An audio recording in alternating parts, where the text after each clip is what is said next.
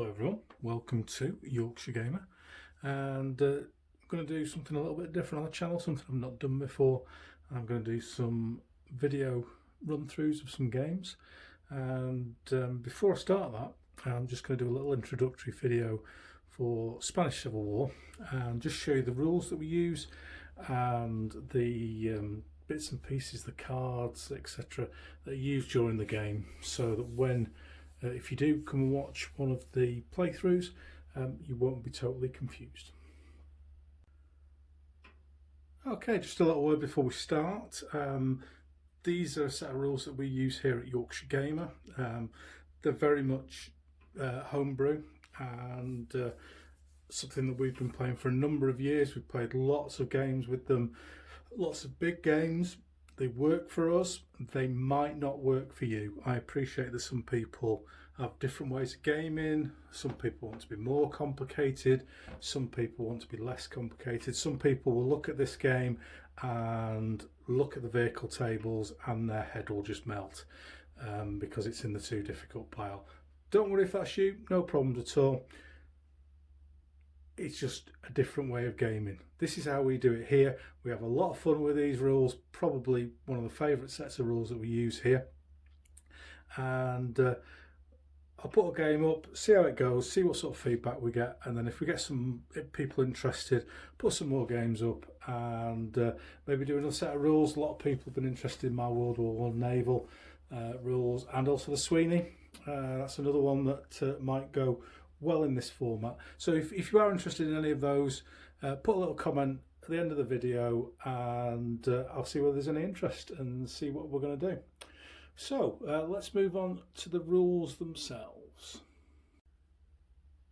So one of the things that we do here at Yorkshire Gamer is we use our own sets of rules, and I'm going to put that in inverted commas because what I tend to do, and it's normally me that writes them, is that we'll use a set of rules that we like a reasonable amount of and then bolt stuff on top that we like. So the set of rules that we use, or these are based on, are these here: Disposable Heroes and Coffins for Seven Brothers by Keith Stein and Chalfant Conley.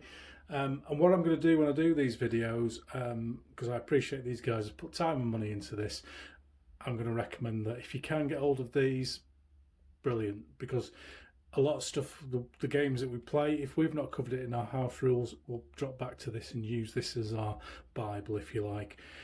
These rules have gone on to a second edition, which I've had a brief look at. I didn't like the activation system on it, but everything that I need is in this book. You can pick them up second hand, normally for about £10 on eBay, and you'll see how the rules work in general, but there's lots of stuff that we've added to it. So that's the basis of the rules, and then great things to buy whether you are using that set of rules or not. This book here from the same publishers, Iron Ivan, and written by Jason Gardner. This is Chalfant Conley who did the rules. This is very similar to the Two Fat Lardies pint-sized campaigns. It's a March on Madrid, and we're going to play one of the games out of this campaign booklet first to get on moving. So that's worth picking up again, second hand. I think it's been out of print for a while now, but a great book. And then we've got this one, the Spanish Civil War. This is the supplement for the main rules that covers the Spanish Civil War. And if you're going to use or do a similar thing to us, you do need this book because it's got all the vehicle details in. It's got all the, if you want army lists are in here, but the organisation is what we kind of went for. So if you have a quick look through, it's got all sorts of army lists in there. And then towards the back, it's got these tables here. I'll just bring one in focus. There you go, which gives you all the information that you need for the vehicles. And when I play a game with vehicles in, we'll look at that a bit more detail. It looks complicated, honestly it isn't. So there we go, that's the basis of the rules that we're going to use for our games. And I have put it into that. So two sides of A4, You'll see how it works. I think it works really well, really quickly.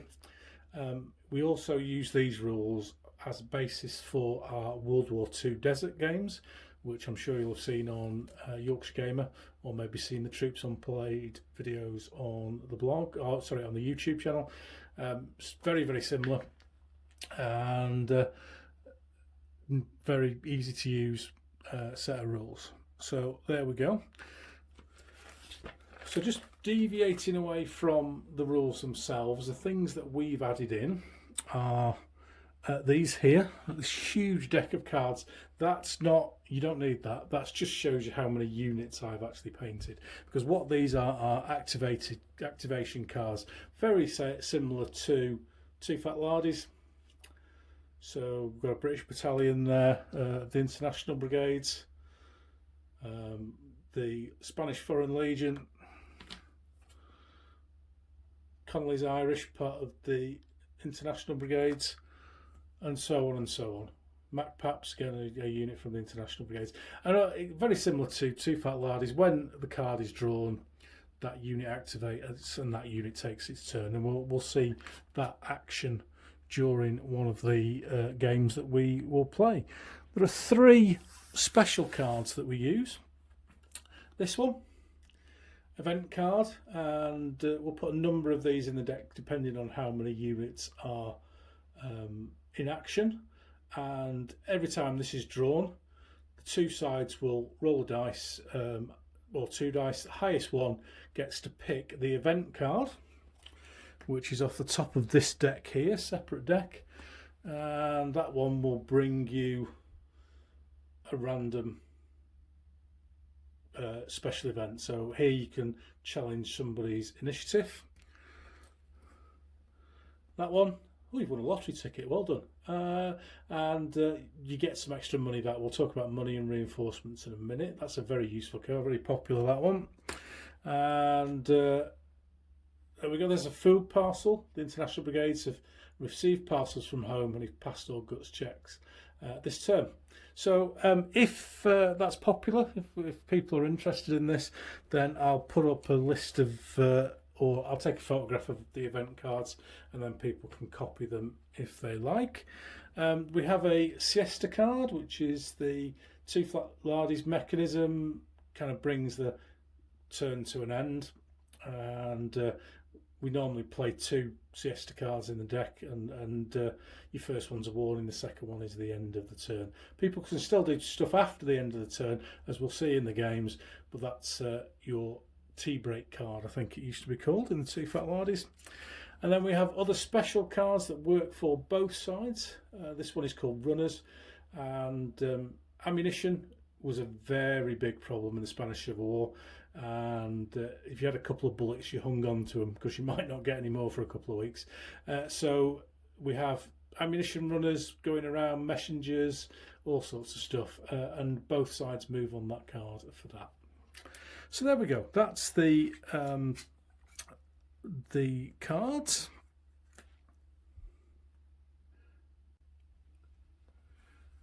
So that just leaves me with 4 things just to very briefly go through, just so that when you see them in the game, it's like, where's that come from? What's that do? Just to give you an idea of what we are and what we're doing during a game. So this thing here is just my tablet, and there's an app on it called Spin For It. And all it is a random pointer, and when artillery deviates, you click on the app and it spins round, and that's the direction it deviates. We used to have little plastic ones, but we're all a bit ham-fisted here, and we used to flick them off into the distance and ended up under the table. So Spin For It is that app, that or something similar for the random deviation of artillery and various other things. Dice, you're going to need 2d6 and a big handful of d10. Most of the dice rolling is d10 based, as a lot of American systems are. A lot of American systems tend to be d10 opposed to d6, and basically when you're firing 2 very similar, I think, to probably Warhammer. You fire to shoot, to hit, and we'll go all through that when we're playing the game. And then when you get a number of hits, and that was quite deadly actually, low hits, and then you roll to see whether you wound or kill the person you've hit. So 2 separate rolls when you're firing, but again we'll cover all that when we are in the rules themselves. You'll need something to record ammunition, and we use these mostly. They are plastic bases off Perry's Desert World War II figures, which we've got loads of because we mount all our stuff on 2p pieces, so we've got loads of these, and we just write the number of ammunition that they've got on the back there. That will become more obvious during the time. Or you can use these casualty markers, available from a number of reputable places. Problem we found with these is that they kept getting knocked and changing the number that was on them. So there we go, a couple of bits and pieces that you'll need. And then finally, there's a number of ways you can do this, but I thought this was quite funny. I went on eBay and bought a load of Spanish 5 peseta coins, and it cost me next to nothing, as you would expect. This is the currency before the euro. So they have no value apart from to me. And what happens is at the end of each term, each player will roll a number of dice based on the scenario, and they will need to roll over a certain number, again based on the scenario. Let's say 5, and let's say you get 3 dice and you need to roll over 5, and I've rolled 2 7s. So anything over 5 gets you 10 pesetas.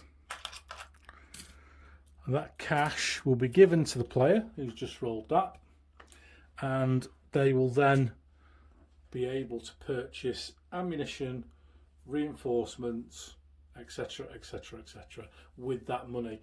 We quite like it as a system, and it's a really good thing to have as a scenario writer, because you can reflect, let's say the nationalists are close to their supply lines, and they've got loads and loads of ammunition, so you can give them more dice, or a lower number to get money, or the Republicans could be miles away at the end of the supply line. They might only have limited ammunition, limited fuel, so you limit the number of dice that they get. So there we go, that's the very basics of the game, and I'm sure you'll pick it up as we go along and play some games. I'm hoping to do a video on Friday of a game, and we'll see how it goes.